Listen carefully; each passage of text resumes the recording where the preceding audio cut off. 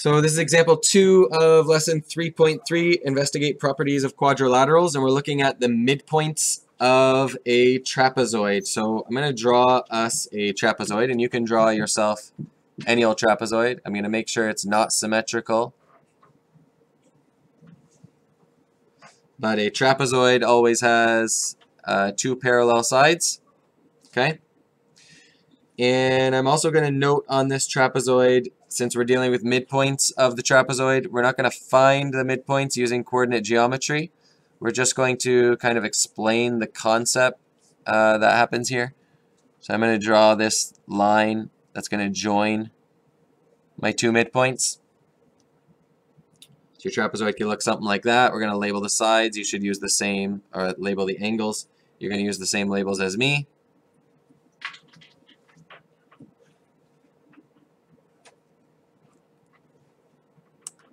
And because T is the midpoint of PQ, I'm going to add some markings to tell me that PT is equal to TQ and that SU is equal to UR. Okay, so now we have trapezoid, P, S, R, Q. Or PQRS if I went around this way. That's probably better since that puts our letters in alphabetical order. PQRS. Okay, we have the line joining opposite midpoints. The line joining opposite midpoints. Line joining opposite midpoints. That is the line TU. And we're just going to make a little investigation on the properties of the midpoints of the non-parallel sides. So you can see PQ and SR, those are the non-parallel sides. We have their midpoints, T and U. And we're just going to do a little algebra work to show what the relationship is between this side length PS, QR, and TU. Basically, we're going to get the algebraic reason for the relationship that we already discovered when we went through that one practice problem. Okay? So, first thing we need to do, and you might want another color out, we're just going to draw a straight line down here and a straight line down here. Okay? That now represents the rise of this new triangle that we have. Okay? So it's going to be a rise-run triangle. We have two of them here, but this is the rise. Okay? And this is also a rise over here. And down here we're going to note the run. So we just got a line there and a line going across there.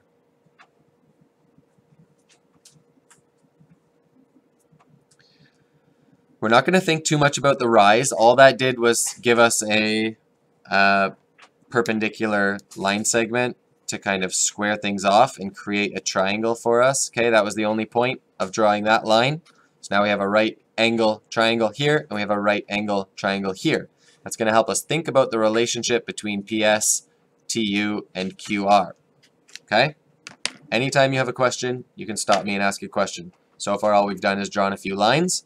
We've identified the rise, which we're not going to talk about, but that also helped us identify the run, and we're going to label this the run of PQ. Run of PQ is just run subscript PQ. That means over here, we have the run of SR. So yeah, we have a point here, but I'm not going to name it because we're not really going to talk about it. So far, so good. Run is horizontal distance. Rise is vertical distance. The rise is the same in both cases. And the run is different because my trapezoid is not symmetrical, yet it is still a trapezoid. So let's think of something that is true. Now, from PS, from P and S, we went straight down. So would you say it's true that PS is the same length as this right here? Yes. Okay, good. Now, that means that PS plus the run of PQ plus the run of SR is equal to QR. True? Okay. At first it's going to seem a little convoluted, like why are we doing this messy algebra work, but it'll clean up as we move along. So here's all we're going to write first. We're going to start with a true statement. QR is equal to PS plus the run of PQ plus the run of SR.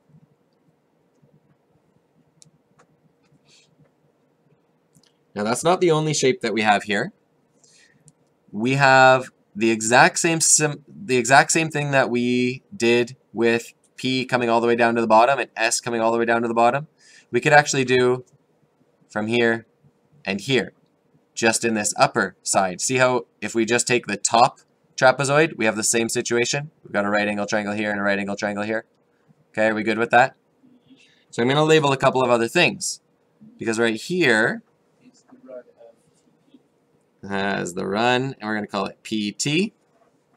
And over here is the run of SU.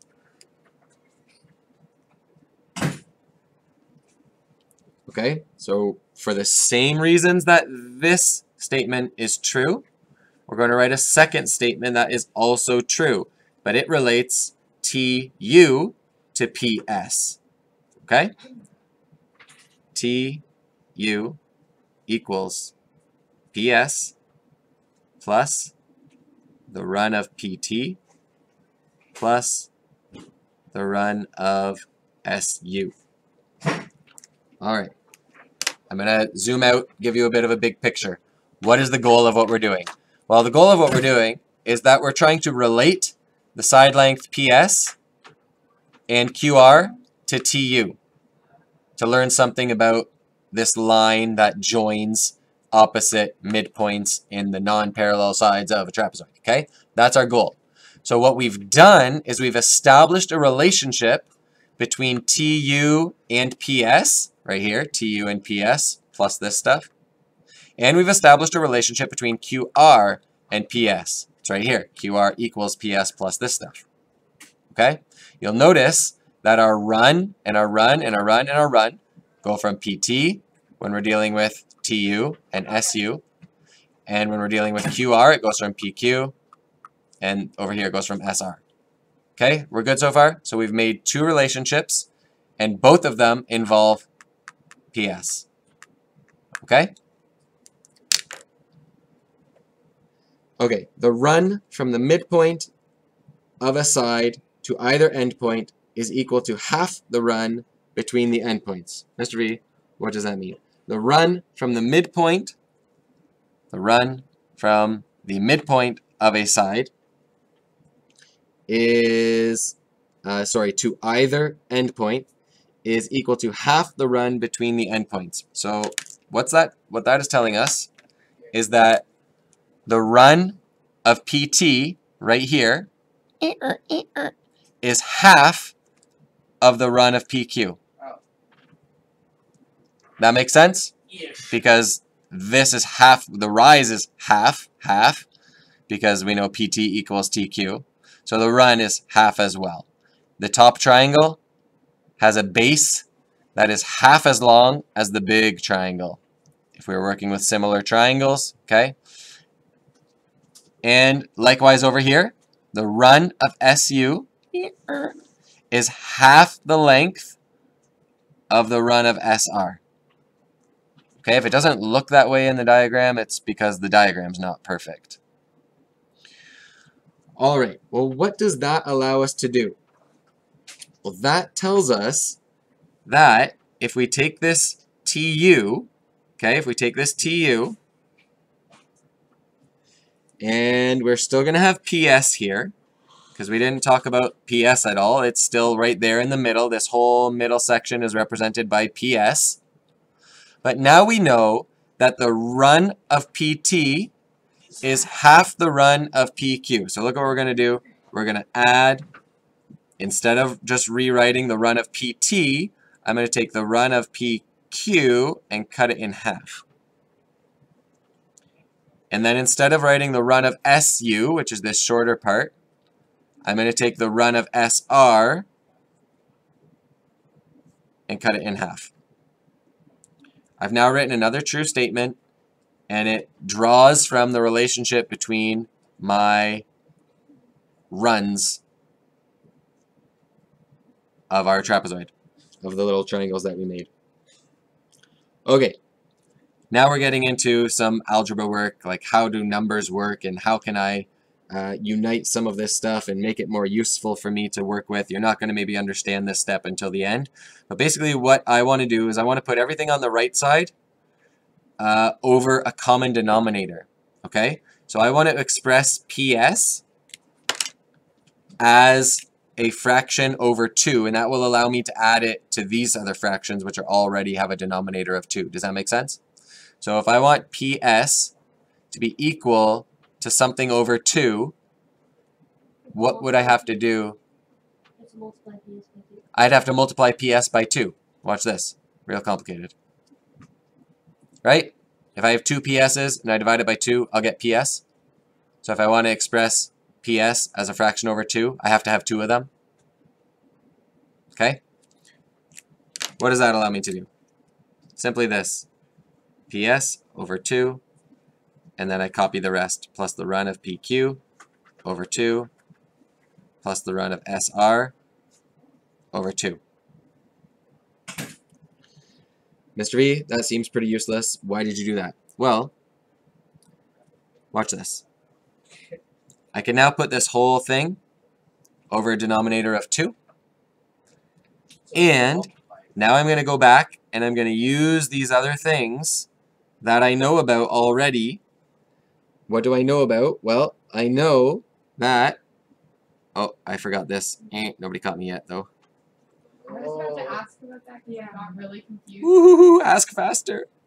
Guys! I Okay. thought I was wrong, okay? I just think I've never Just say it anyway. Just say it anyways. Ask questions. Okay, so let's see what we have. We've got, I'm just going to copy this down. We've got 2 PS plus the run of PQ plus the run of SR.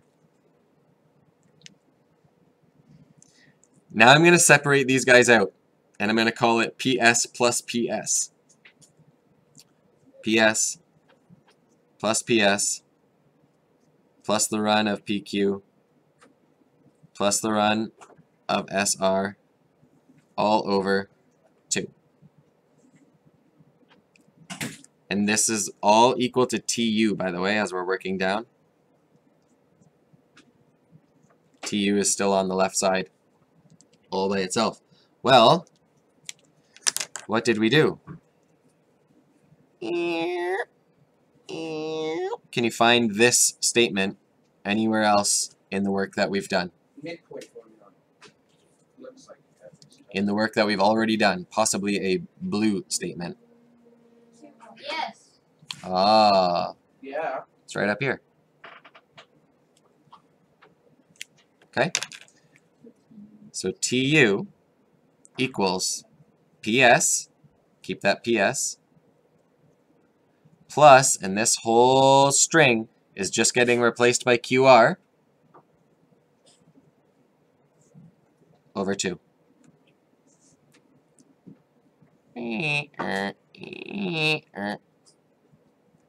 This formula relates the lengths of the parallel sides in a trapezoid with the parallel line that is made by joining the midpoints of the non-parallel sides. This is the relationship right there. Okay? We did it without using any numbers. Okay? This is called a proof or algebraic reasoning. This is the math behind this idea. That I can now look at a trapezoid where I know I have the line joining 2 midpoints, and if I know this is 4 and I know this is 6, then what must this be? Must be 8. Okay? Or, if I know this is 5 and this is 10, what must this be? 7.5. Okay? It's going to be the average length of the two parallel sides in the trapezoid. Okay? You can use it to find any of these lengths as long as you have 2 of them already. Okay? You know, if you just gave us the equation. Practice problems for lesson 3.3 are found on the worksheet that is in your booklet. And it says worksheet 3.3. It says 1 through 13 in my booklet, but that's wrong because I have a bunch circled. 1, 3, 4, 1, 2, 3, 4, 5, 6, 1 through 6, and 9 through 11. Ours is 12. All right.